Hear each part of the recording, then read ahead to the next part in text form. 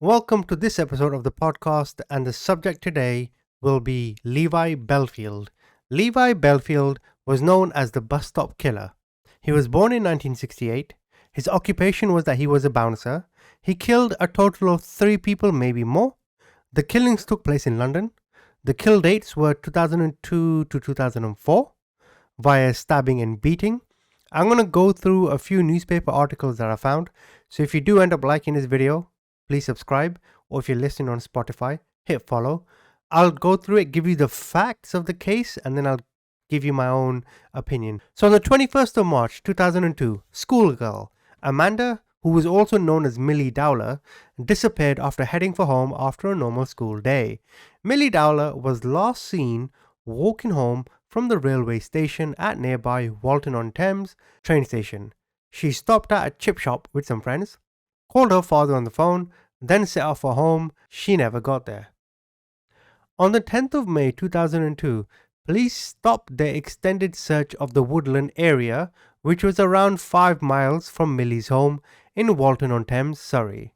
On Thursday, the 19th of September 2002, at 2 p.m, human remains were found in Yateley Heath Forest, near Fleet in Hampshire. Millie's parents were informed of the discovery, but police at first say it is too early to say if the remains are those of Millie, but later confirm the distressing news.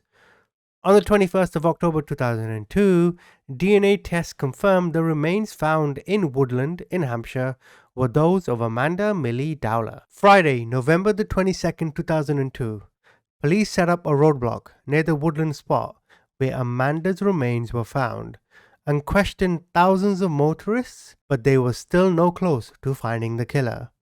Sunday, the 23rd of March 2003, details of the clothing belonging to Amanda Dowler containing the DNA of a mystery man was being revealed by police. Police said the DNA, possibly from sweat, was discovered on clothing found in the teenager's bedroom. Friday, the 20th of June 2003, detectives investigating the murder of schoolgirl Amanda Dowler, again, same girl, Millie, have ruled out any connection to a church where a mystery DNA link was discovered. So now we get on to Tuesday the 4th of February. So the police are still going on with their investigation of Millie, but other crimes start to happen. So on the 4th of February 2003, 19-year-old Marsha McDonald had been to the cinema with her friends. She took the bus home that night. She took the bus number 111. The bus was leaving at 12:07 from Kingston in London, and it was arriving at 12:17, so essentially a 10-minute bus ride in Percy Road in Hampton. Again, this is in London. As she walked home along the Priory Road, she was attacked, struck on the head at least 3 times, with what police believe may be a hammer. She died later in hospital on Wednesday night, the 5th of February. So now we go to Thursday, the 13th of March 2003. Police released an electronic photo fit of a man seen near the scene of an attack being linked to the murder of Marsha McDowell. It was drawn up with the help of a witness who saw the man near a 17-year-old girl who was left with head injuries after being attacked on the 8th of January 2003. Monday, the 28th of April 2003. Detectives investigating the murder of Marsha McDowell say another incident took place in the same area only an hour before her death. Scotland Yard detectives say that about 11:50 p.m. on the 3rd of February, an 18-year-old woman was stalked by a man after she got off a bus in West Molesey, about 2 miles away from where Miss McDonald was attacked. So as you can see so far, a lot of these attacks are taking place in the vicinity of each other. 5th of November 2003, an accounts clerk, Dawn Brunton, who was 36, had left a bus station and was walking down a footpath to the Hatton Cross tube station in Feltham, Middlesex, when an unknown assailant attacked her from behind with what authorities believe was a sledgehammer. Dawn suffered severe injuries, including a fractured skull, cheekbone, and eye socket, several stab wounds to the back of her head, as well as severe bruising to her stomach, possibly from kicking. Investigators believed that whoever attacked her was likely to be the same person who murdered Marsha and attacked the 17-year-old girl in the previous January. Now, while this is going on, of course, the Millie Dowler investigation is still going on in the background. We now move to the 18th of April 2004. Yet another young woman was attacked. While walking on Trafalgar Road near Twickenham Green, which is in West London, after an evening out with friends, Edel Harbison, she was aged 34, was bludgeoned with a hammer. Even though she suffered severe injuries, she was lucky enough to survive the horrific experience. We now move on to Amélie Delagrange. After an evening out with a friend at the Crystal Wine Bar, French national Amélie Delagrange, she was 22, said her goodbyes and left for home. Shortly before 10 p.m, she got on the bus alone and travelled towards Hampton, but accidentally missed her stop. Slightly anxious, she asked the bus driver for directions and then began the long walk back home. On her way, she passed through Twickenham Green, where she was attacked and killed. Half an hour later, a passerby found Amélie's body by the cricket pitch and flagged down police. She was immediately taken to a nearby hospital, but her injuries were beyond treatment. Amélie died shortly after midnight from head wounds believed to have been caused by a hammer-like tool. Investigators working on Amélie's case quickly realized that her murder was likely committed by the same person who had killed Marsha and committed all the other 3 attacks. Amélie's physical description closely resembled the other victims, and all of the attacks occurred at night within a 5-mile radius of one another. Moreover, the weapon used in the attack left marks that were similar to the ones left on the other victims, indicating that the murderer probably used the same or similar instruments in all the attacks. Although Amélie's murder bore marked similarities to the other attacks, there was an important difference. This time, the killer stole some of his victims' belongings. These were missing from the crime scene, and they were Amélie's phone, a Sony Ericsson, her purse, house keys, and a Sony CD Walkman. And burglary wasn't the motive. The police did not see burglary as the motive of the killing. The police figured he took these items as trophies. Just days after the murder, there was a significant breakthrough in the case when some of Amélie's missing belongings were recovered, including her mustard-colored purse, Walkman, and house keys.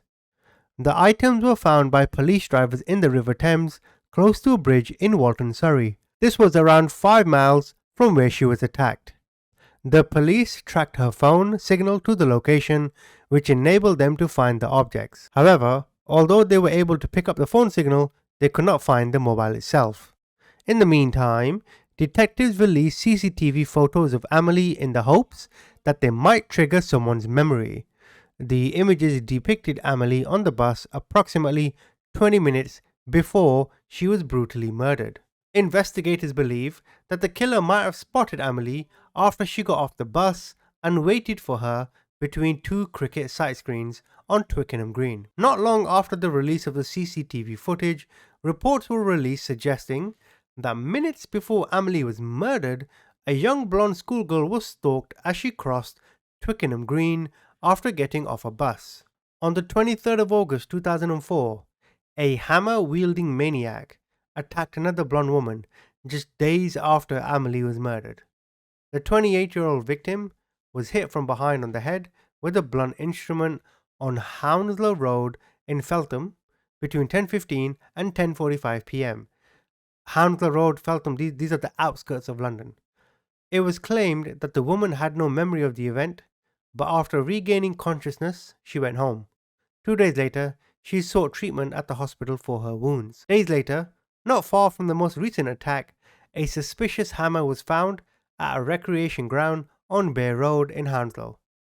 Forensic experts examined the tool for fingerprints and any other evidence that might link it to their latest victims. Amélie's death or any of the other attacks, experts didn't know for sure whether the actual instrument used in the attacks was indeed a hammer, but if it was, it would likely be a flat hammer weighing up to 4 pounds.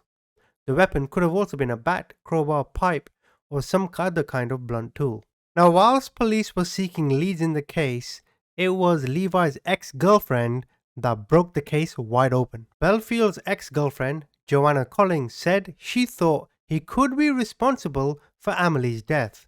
The investigators went on to discover that he had once owned a white Ford van. It wasn't long before he was also linked to an attack on Kate Sheedy, who was run over in May 2004. Bellfield was placed under police observation and within days was seen pulling over to talk to young girls at a bus stop.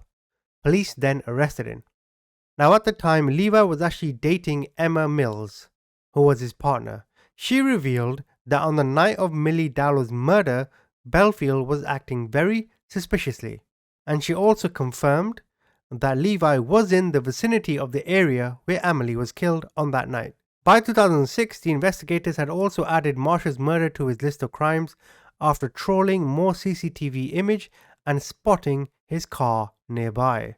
Eventually, Levi was captured and the police had sufficient evidence to go to trial. On the 25th of February 2008, the jury finds Bellfield guilty of 2 murders and 1 count of attempted murder. They could not agree on 4 other charges.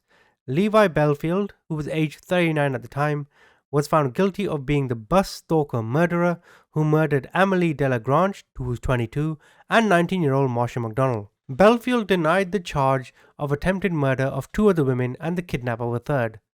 The former bouncer is also suspected of carrying out 20 other attacks on women, including 6 attempted date rapes, including drugs. So on the 26th of February 2008, Bellfield was given 3 life sentences for the murder of Amelie Delagrange and Marsha McDonald and for leaving Kate Sheedy for dead after running over her twice. And on Tuesday the 30th of March now in 2010, the police confirmed that Bellfield is to be charged with Millie Dowler's murder as well as her kidnapping and the attempted kidnapping of another girl. On Tuesday the 30th of March 2010, police confirmed that Bellfield is to be charged with Millie Dowler's murder. He's to be charged with the kidnapping and the attempted kidnapping as well as the murder. And finally, on Wednesday the 27th of January in 2016, police confirmed that while in prison, Levi finally admitted to abducting, raping and killing Millie Dowler. Now my conclusion and my analysis on this case is I think Levi was very arrogant and had a massive ego. I think in his head he thought of himself as a god. Let me explain. He approaches a woman says, "No, I'm not interested." In his head he thinks, "How dare you not like me? Do you know who I am? How dare you say no to me?" So then he retaliates, right? In this case, the retaliation was death or some kind of physical harm because he did not know how to handle rejection. If you look at the pattern, it was in a similar area and a lot of the women look the same. Blonde haired, generally speaking, white women. And finally, it could have been, if you look at Joanna Collins, this was his ex-girlfriend. Again, she's blonde. Maybe with her, potentially, there was some kind of fight they had or something that he just had a psychological breakdown and he just hated women after that. I could be wrong, but something could have just been triggered in him where he could no longer handle rejection and it was a case of, I want that, I'm going to go and get it. And in this case, that is the woman. Perhaps he considered them a trophy. Who knows? Either way, may the women rest in peace and may Levi never ever be released. Thank you for listening.